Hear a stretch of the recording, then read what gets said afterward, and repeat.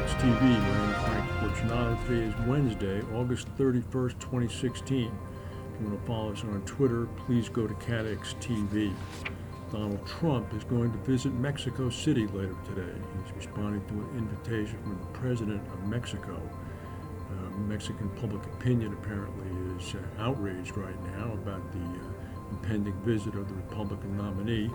His comments about Mexicans and immigration in general have been widely publicized in Mexico.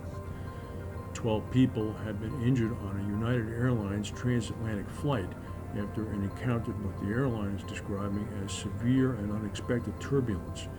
The turbulence prompted the 767-300 to make an emergency landing at Shannon Airport in Ireland. 10 passengers and 2 crew members were taken to the hospital. The flight was traveling from Houston, Texas to London Heathrow when it diverted to Shannon. According to United, hospital staff are working now to transport the passengers back to the airport to continue their journey to London. Japan has been struck by another strong earthquake. The southwestern island of Kyushu was rocked by a 5.1 quake close to where several nuclear plants are situated.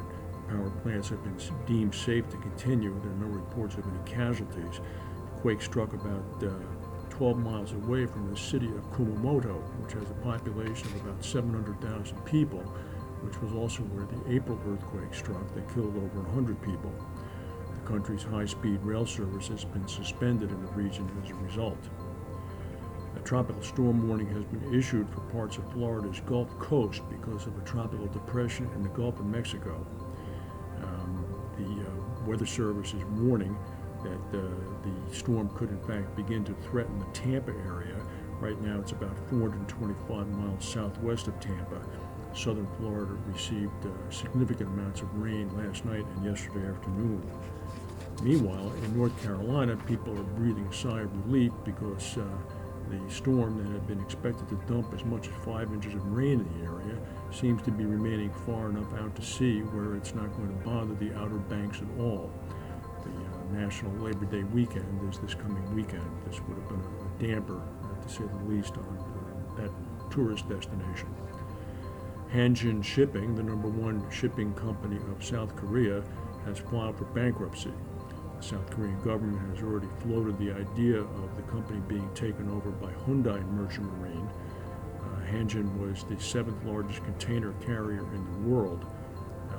Hyundai is the 14th largest container company in the world, shipping company in the world, and it has the same difficulties that Hanjin has, meaning a decrease in trade coming out of China.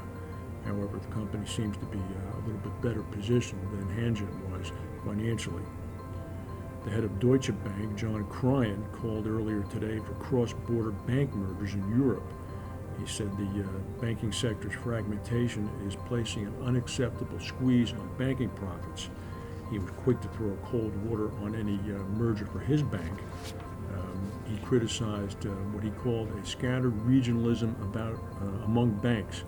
He said we need more mergers, not only at a national level, but even across national borders. He asked if he sees the time coming when Deutsche Bank would engage in large takeovers. He said not anytime soon. Deutsche Bank warned last month it may need deeper cost cuts to turn itself around after revenue fell sharply. Some analysts have argued that Deutsche Bank would be well advised to find a partner once it stabilized its business, cut costs, and put capital and regulatory concerns behind it. Cryan said this situation in Europe cannot go on. We need a strategy for our financial sector. European companies are wondering if their home regional banks are going to be able to support them internationally or whether they should turn to American banks for help, said Cryan.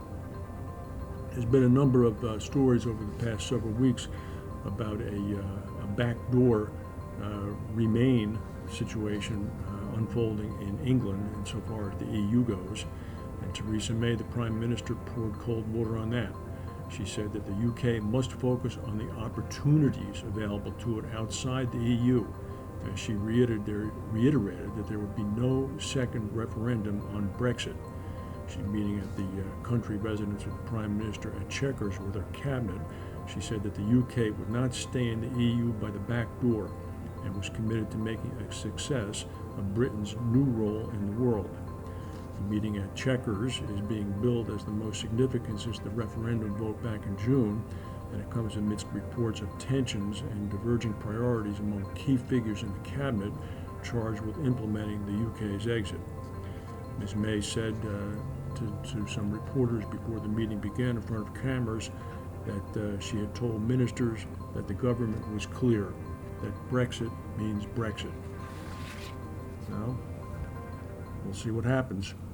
That's the news for today. If we have any breaking news, we'll get back to tell you. Thank you for watching, and we'll see you tomorrow.